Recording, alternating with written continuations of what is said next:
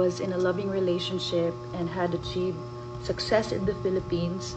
However, professionally, I felt stagnant. I craved growth beyond what I knew. The desire to explore my potential outside the Philippines had been brewing since I passed on my Miss Universe crown. So I confided in Jeremy about my unhappiness and frustration, despite having much to look forward to. At that time, I had my upcoming marriage to the love of my life. I still couldn't shake off the feeling of discontent.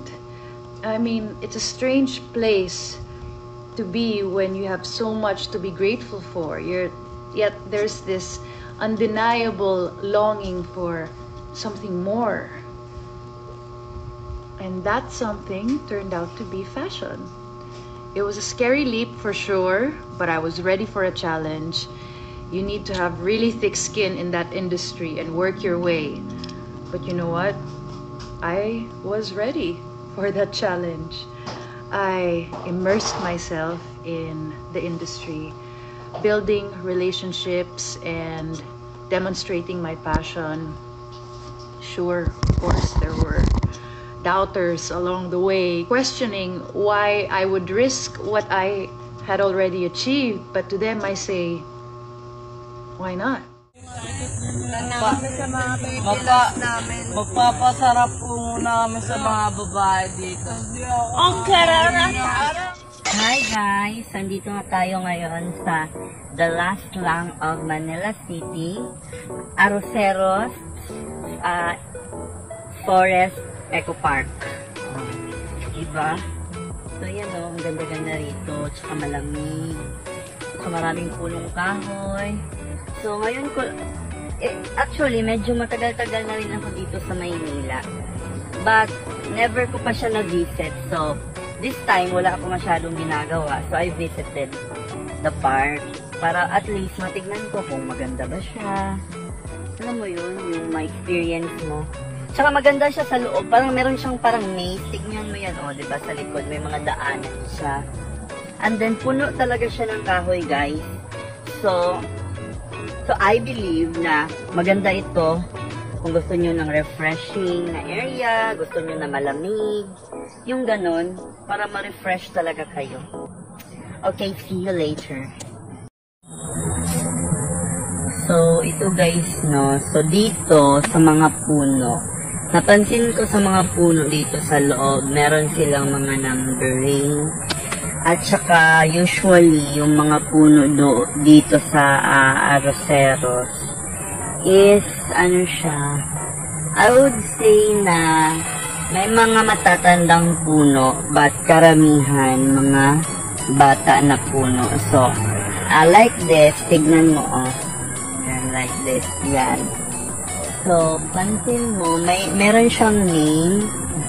And then, kainito. So, di ba yung,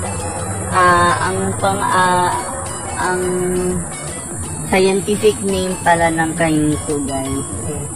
Chrysophyllum kainito. Then, uses edible and then furniture. Kasi di ba nakakain ang ano ng kainito? Nakakain yung bunga niya. Kaya meron siyang edible na purpose. Yan. So anyway, maganda magpunta dito kasi may mga matututunan ka din. Alright, this. Direct sa puno na to.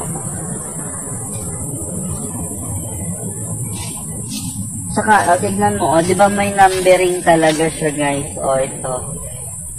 669. 69. Sorry lang. Ito. Meron naman siyang scientific name. Ito, let's see ha. Like this.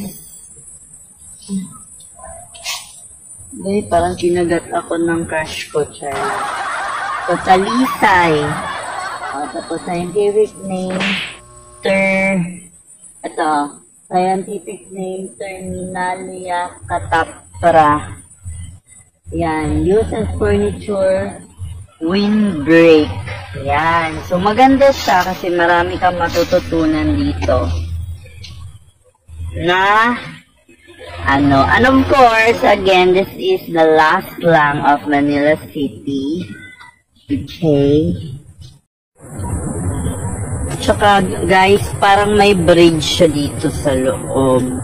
O, tsaka tignan mo. Yan. No. And then dito sa loob, parang may bridge siya. Kung saan. Maganda siya. Para makita mo yun sila as a whole. Ayan, ganun. Tsaka kung gusto mo ba, I think kung gusto mo mag-birding site dito.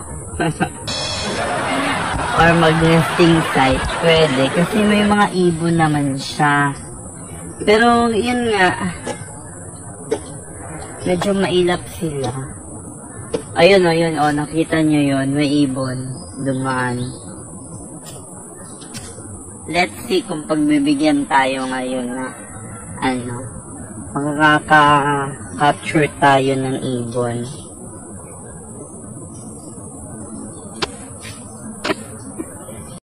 Oh, ayan, diba? Why it feel like blurry or something? O, tignan mo, ang ganda niya. Tignan mo yan. Tignan mo yung likod, parang may bridge siya doon. Hanggang doon na area. Ayan. So, yan no, as you can hear, yun, may ibon.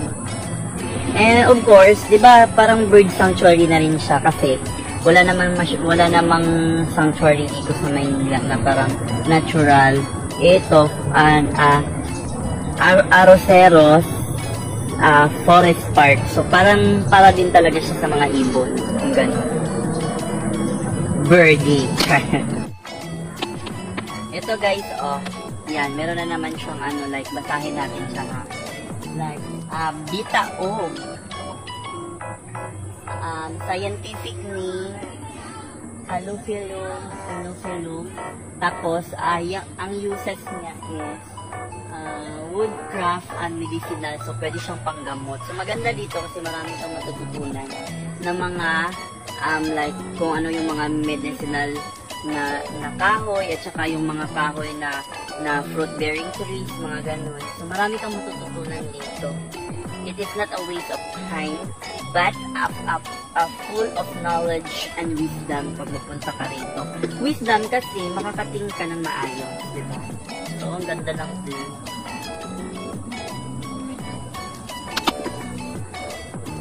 Diba?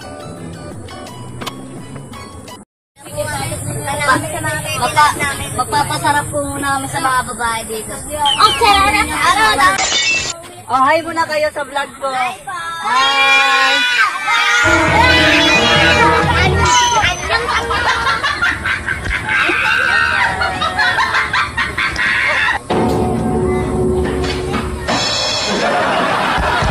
Bye-bye! Ito siya dito. Hello guys! So, ito siya dito, oh. Tignan niyo. Ito yung parang may dito, ilog. And then, dyan naman yung Arroceros Eco Park.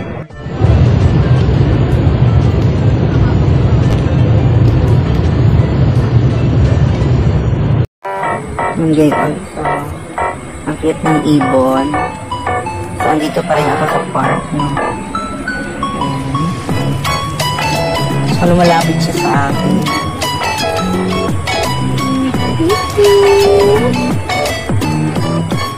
Lumalapit siya. I don't know what's the name of this ibon, but I think it's Philippine bird. So cute.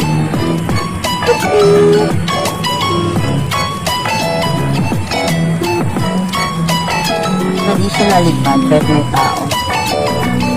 Hindi siya nalipad. Parang sanay siya sa tao. Hinihilain siya. Yun guys, so ang cute ng mga koi fish. May koi fish dito sa loob. Ang cute nila. Meron siyang pure koi fish.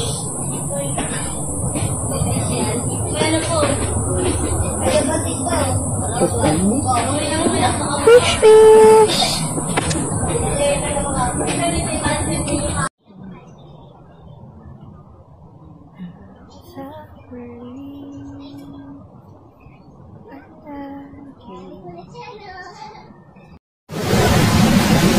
Welcome, Roseros Forest Park!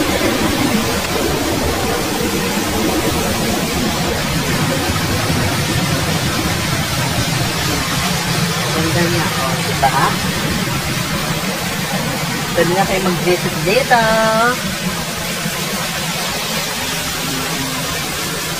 Diba?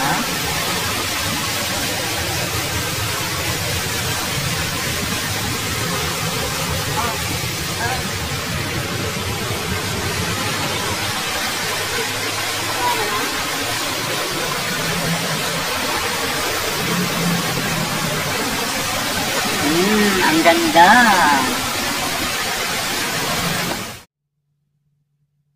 Good evening, everyone. So, magbibigay lang tayo ng konting reaction, no, sa napanood nyo na video about kay Pia Words ba, kung saan nga ay, kahit ako guys, no, napatanong din ako bakit ang payat-payat niya ngayon. So, as I've read the comment section, may mga nagko-comment doon na dahil, nag-ano na nga siya, no, parang active na siya sa fashion industry. So, parang kailangan niya talagang medyo magpapayat pa ng konti talaga.